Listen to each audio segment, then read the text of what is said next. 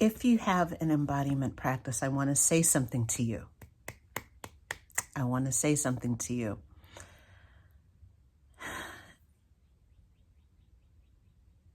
Necessarily, when we're communicating, we are relying on words. Little agreed upon suitcases of meaning. We agree through language on that's a chair, that's a tree, that's a frog, that's a whatever. That's a shoe, that's a car.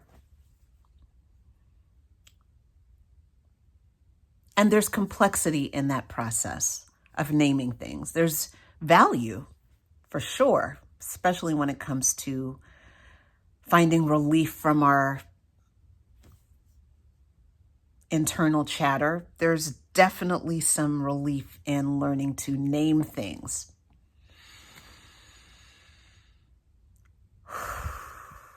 But relief comes from a lot of different places.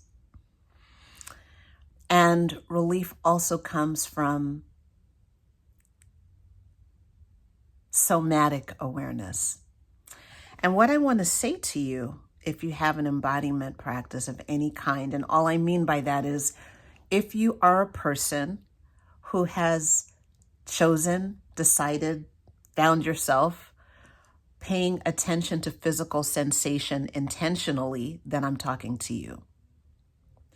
That is what I would call being in your body, is having a sense of an awareness of the physicality of your existence, of your life. There is a wordlessness to that realm, the somatic realm. And because we operate so heavily in modern life, in the world of words and meaning, we engage in a kind of unnecessary gatekeeping and adding of complexity that ignores the base level purity of sensation. Like, this is the most democratized experience ever because every human has a body. And you don't need status, money, education, to live in a certain zip code, to have a certain net worth. You don't need any of that to have the right to experience an embodiment practice, describe an embodiment practice, weigh in on an embodiment practice, create, make up, generate, design an embodiment practice, a practice of experiencing sensation and learning to do that just by repetition, just by virtue of continuing to do it. You don't need a certificate or a degree or to take a class or anything to experience embodiment. If you have a body, here we are. Now, this is what I want to say again in a different way. Necessarily, we use words to communicate via mediums like this, like a video.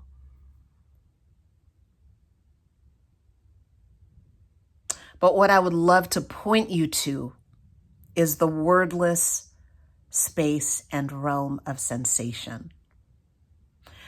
Every week on my podcast, I attempt to do this for just a few minutes. I just offer prompts. Drop your shoulders, relax your jaw, soften your jaw, relax the muscles in your face, wiggle your toes, open your palms, whatever.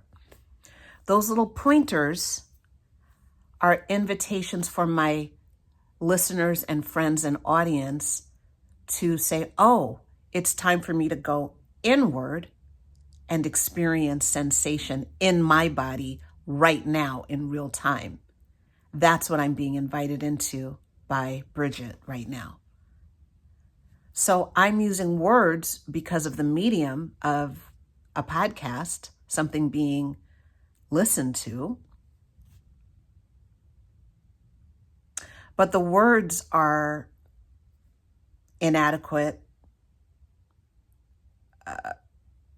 problematic, inherently problematic, etc., because there are limitations to what language can do to facilitate sensation.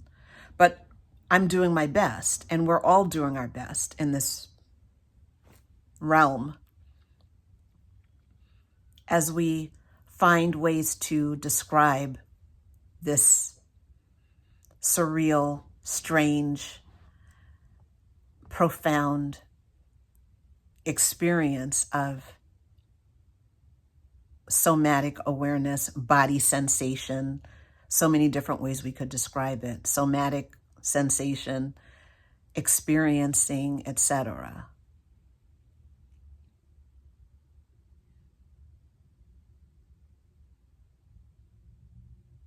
Get quiet and feel.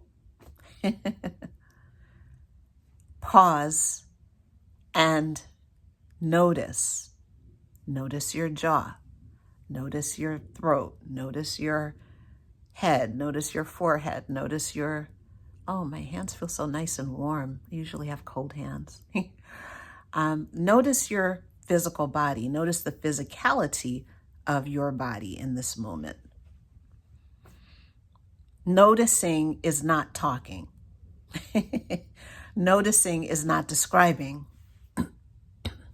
This is a little bit of a nuance that I think is really important, and it keeps coming up for me. So I'm sharing it with those of you who are also doing an embodiment practice.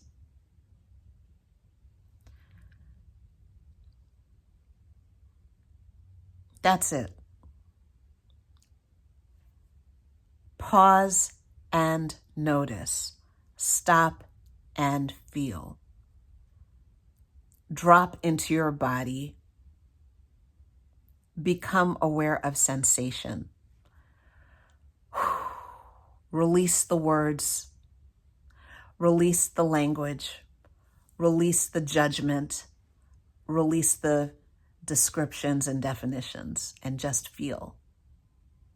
Drop your shoulders.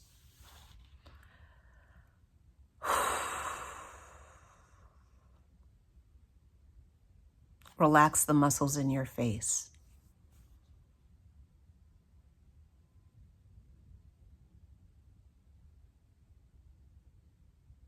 And soften your forehead and your temples. Melt, relax, let go.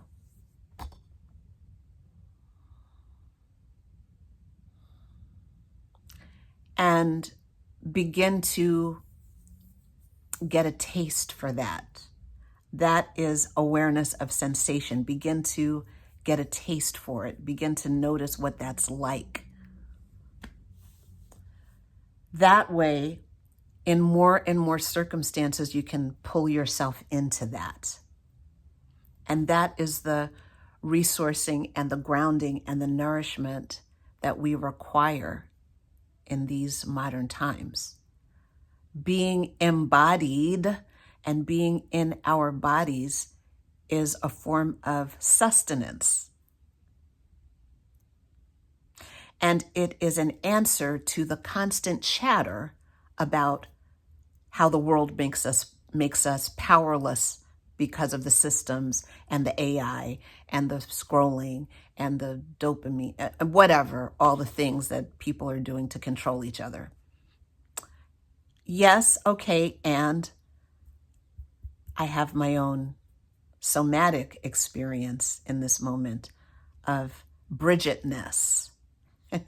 And you have your own experience of you-ness.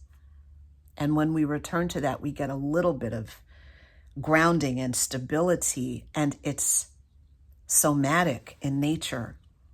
It's not something to talk about for 5 hours. It's something to feel. I will be making this distinction more as I go forward, making the distinction that the words that I'm speaking are not the point, but that they are simply pointing towards and guiding your attention towards a kind of internal awareness of sensation. That is the only point of the words I'm saying.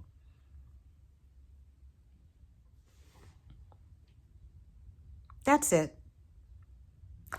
I will see you again next time. And yeah, if you want to do this practice with me, check the notes under this video and go to my coaching page. I have a few different things there. One of them is for people who are already doing an embodiment practice. I will see you again next time. Bye-bye.